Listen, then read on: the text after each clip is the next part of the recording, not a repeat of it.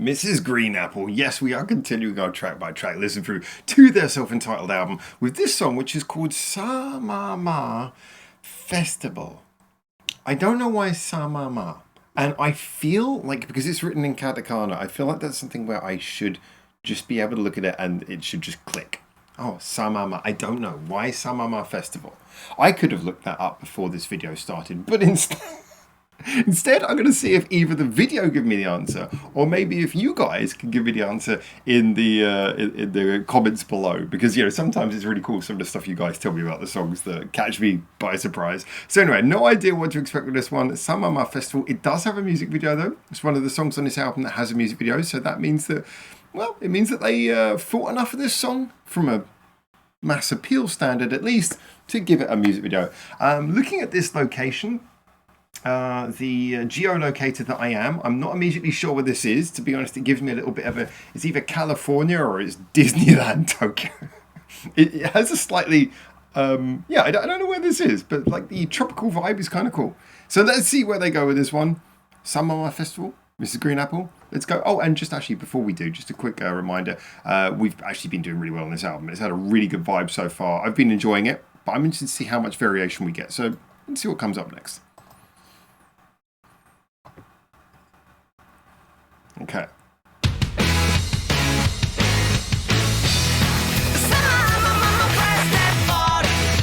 Yeah, no, I don't make any sense of that. It looks more like a Silent Siren video at the moment.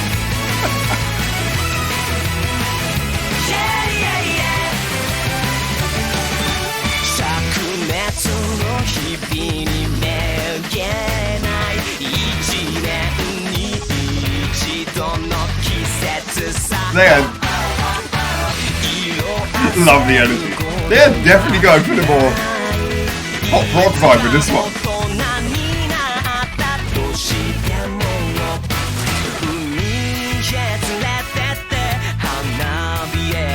Oh, this is reminding me of Smiley by Otsuka right now.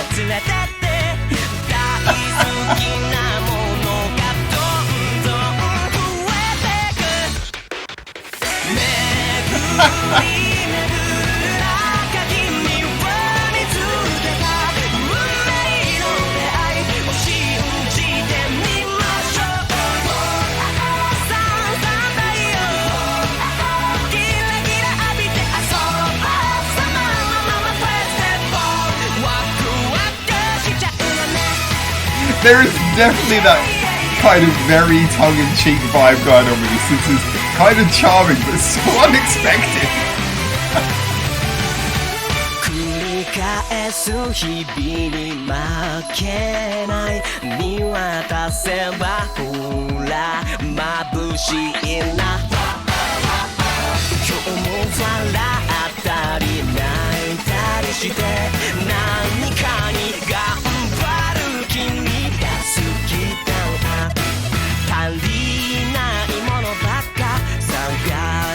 It's a very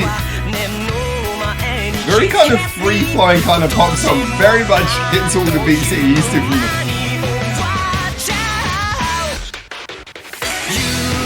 it follows all the beats you'd expect from a Mori songwriting-wise. And yet it just, with this video,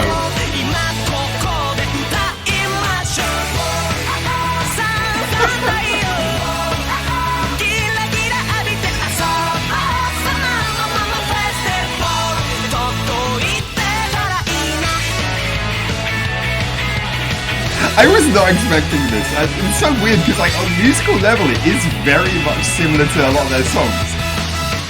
But I feel like they're just leaning into the bright and poppy in such a kind of a tongue-in-cheek and yet surprisingly natural way.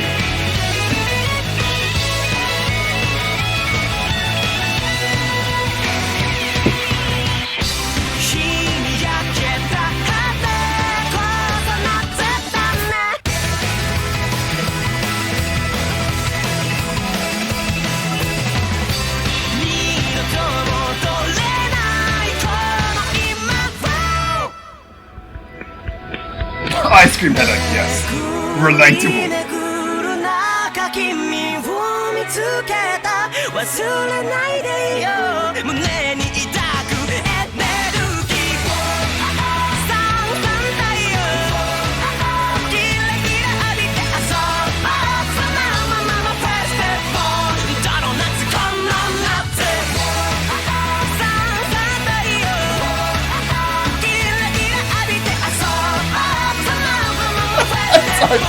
This is... Oh my god, this is so much more cheesy in like intentionally cheesy than I would have ever expected.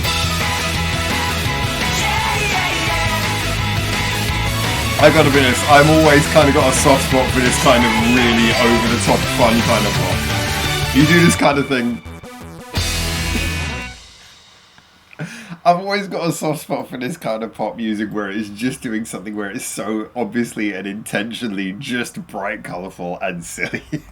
Okay, so the reaction part of this video I think is exactly what a reaction should have been, which is me coming to terms with what I was watching because it was so not what I expected. And yet the funny thing is that there's nothing specifically about this song or video, maybe more the video, but there's nothing so much about this song which is that out of keeping with what we're used to hearing from Mrs. Green Apple. You know, we've heard them do bright poppy songs before, and what I kept on coming round to in my head when listening to this is that feeling that you sometimes get when you're listening to something for the first time, but you kind of know it is actually a decade old, and you know that for people who've been fans of Mrs. Green Apple for a long time, they will be looking at this as a 10-year-old song, and it's kind of in a way seeing the difference between how this feels to me listening to it for the first time and how it must look to someone who's been a fan of the band for a long time. And you know what, in the same way that we often point out that the big, deep, dramatic, thematic songs tend to be the ones that are more timeless for bands, these kind of bright poppy ones that are clearly supposed to grab you in the moment, they're supposed to capture the joy of that summer when you first heard it, and you know, it's the summertime, this is the brand new release from your favourite band, hey, let's go. Those are the songs where they leave you with a very memorable feeling, but they're maybe the songs that you don't come back to and listen to over and over again. I mean, ironically, it was reminding me of, as I said, bands like Silent Siren and Oatscry. Well, the imagery more reminded me of Oatscry by Smiley. But the funny thing is that both Silent Siren and Oatscry are two great examples of artists with a similar thing, where if you look at these songs that are seen as very of a time by them, you'll think of things like, with Silent Siren, it will be songs like Cherry Bomb. With, talking of cherries, actually with Oatscry, it'll be Sakurambo, also means cherries. They both were the poppy songs that were very much of that year, and you know, people remember them, you hear them, you instantly know it, but you kind of think, oh, that's, yeah, that old song, I remember that. Whereas both bands, well, both artists also have their more timeless songs that probably aren't as immediately famous, but actually have earned them more views and probably more fans over the following years. In the case of Silent Siren, you have August Night. In the case of Oatscry, you have things like Planetarium. And it's interesting because this is a really great comparison when we're looking at Mrs. Green Apple, because obviously Mrs. Green Apple, again, we tend to think of the timeless, the emotional, about me kind of songs. The songs where, you know, Amori's doing the lyrics that you guys so frequently tell me are your favourite parts of his songs.